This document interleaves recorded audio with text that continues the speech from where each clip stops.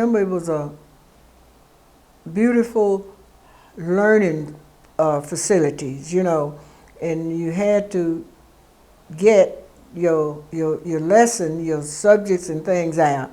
And at the end of the day, we would sing, "If I have wounded any soul today, Lord forgive." And we would end with a prayer at the Anderson. So those some of the main things that I remember.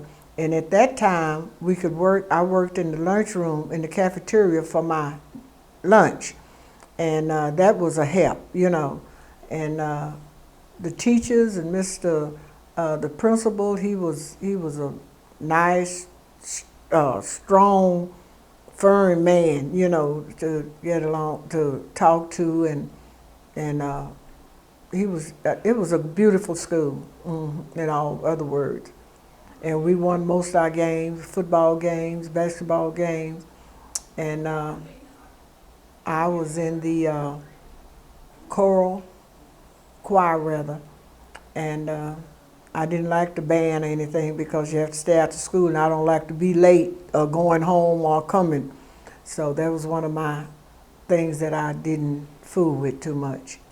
And the teachers was real good. I remember Miss Brisby. She was my stage person where I was in a lot of plays at Anderson. And I acted out a lot of plays and different songs, a lot of songs. And it was just a beautiful place to go. Well, the teachers back then, they didn't do the girls, but they would whoop the boys if they did wrong. And they have taken that out of the school. And the teachers, we used to have to, we would be punished, but it wasn't that many punished girls back then. If you did anything wrong, they would make you write so many sentences. I will not talk in class. I will not eat in class. I will not, for about 500 times, call whatever they say they wanted you to do, you would do that and bring it back. And if you didn't bring it back the next day, whenever they tell you to, that would be a cut on your grade. And I remember that real well. And I was always the comical person. I'd make everybody laugh in the class, and I'd keep a straight face, and they would get punished and have to stay after school. I don't know if they're doing that now, staying after school for being devilish. And they would make them stay after school, and I could always go home because I had a straight face, and they were just falling all out laughing and stuff. But the teachers was real. They wasn't strict, but they was better than they are now. I'll put it like that. That was one of the best schools that you could go to, and you know, because the teachers was interested in the student and not the finance as much. You know, it's different if you're interested in finance or if you just interested in the student. You take more time with your student than you would with your finance. So back then they were more interested in their student than they was their finance, because they figured if they could install it in a student to do your best, not to be the top of the class, but do your best. And that's what the teachers was interested in, is a child doing his best as he could. Not to keep up with nobody else, but do the best that you could. And I was blessed to make A's and B's in typing. And I was blessed to make A's and B's. I wasn't an A student, but I was there with the middle class students. And I wasn't a student that, then they picked you out if you was a good person, obedient, you know. And you know, the Bible says obedience is better than sacrifice. And I would always try to do my best because they could whoop me. And then when I got home, I'd get another one. And you know, but now the parents take up for the children, regardless how bad they are, they'll take up for the children. But if I meet a total stranger, I'd say it was a lot of difference in the school today than it was when I was going, because the teachers were more interested in the child's progress than they their salary increase. Well, my most memorable moment was when I met my husband. We started dating at Blackshear Elementary because his school was an old Olive Street. It burnt down. And they sent those children from Olive Street to Blackshear. And Blackshear was known as a great school then. I mean, they fed you good and and all that. And that was one of my most memorable times is when him and I was in elementary, junior high, and high school together. And that's something I never will forget. Mm-hmm. And he was a star football player. He played football for Anderson. He got scholarship, 4-year scholarship to Grambling. And he also got, he went in the service and he played for, anyway, one of those national football people, Jets, I think, New York Jets or somebody like that. And he was just a jewel of a man. And if I could tell you some more about him, Oh, okay. He was always a humble, kind person. But when God called him to preach, he, I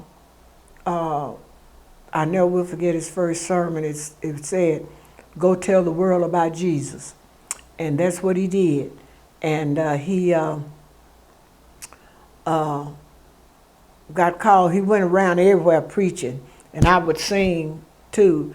And so he had to.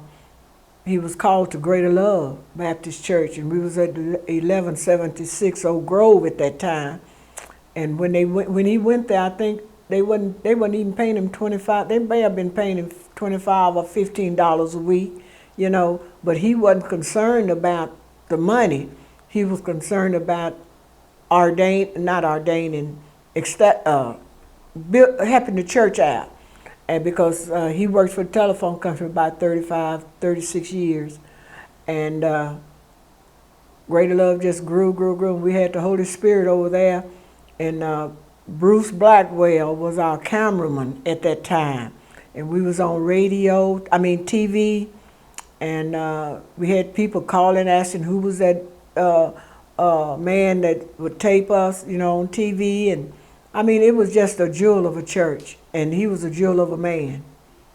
And he was more of a father-figured husband than he was a husband.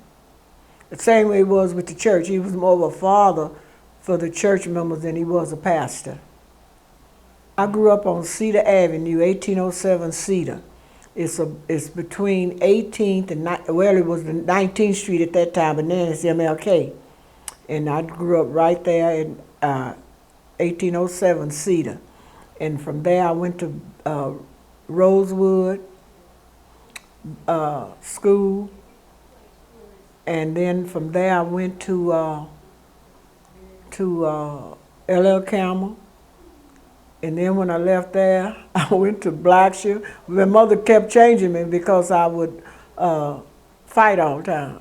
I would fight here, there, and everywhere. And I had a sister that was, she was about 5 or 6 years older than me, and I would fight for her, So mother just kept changing me around and around. And but that's where I grew up at 1807 Cedar Avenue. Back then, East Austin was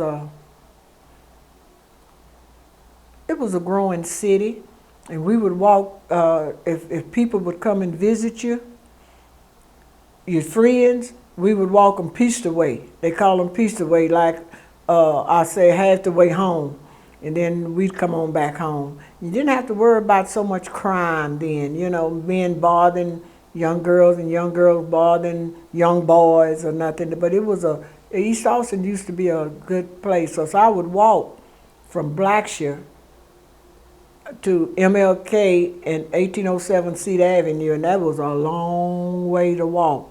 But I would walk there, and nobody never did. Those old men on 12th would whistle and, and that kind of, but they never did attempt anything. and we just walked.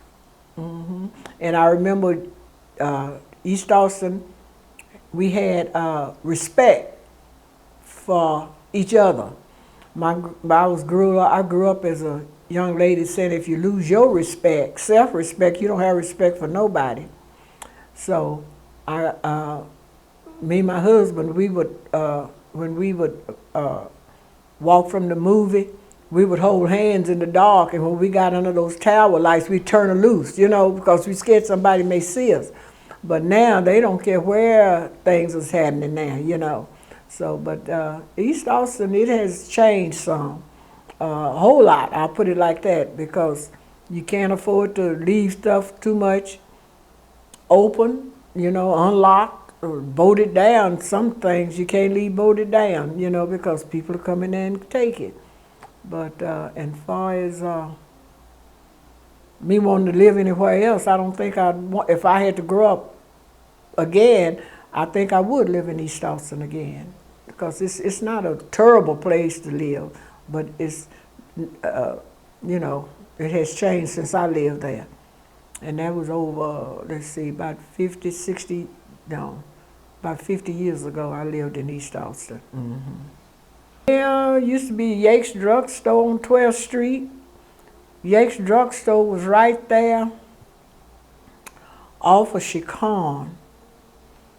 It was about a block, about 2 houses or 2 buildings off of Chicon. Yates Drugstore, Harlem Theater.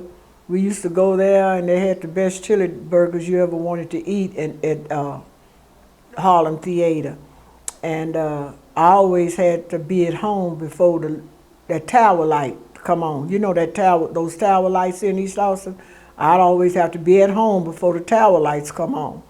And we'd have a good time. We'd have a good time. I remember my sister used to ask me, go see if it's getting dark outside, you know, and all that good stuff. And I'd come back and tell her, no, it's still light, but we would have to be home before the lights come on. I just love Austin in general, and it's growing so, and we're having all different kind of races and nationalities and things, but you got to learn to live with people. I don't care who they are and where they come from, you got to learn to live with them. You know, you can't pick out who you want to live with and who you want to live beside, because you don't know who it is.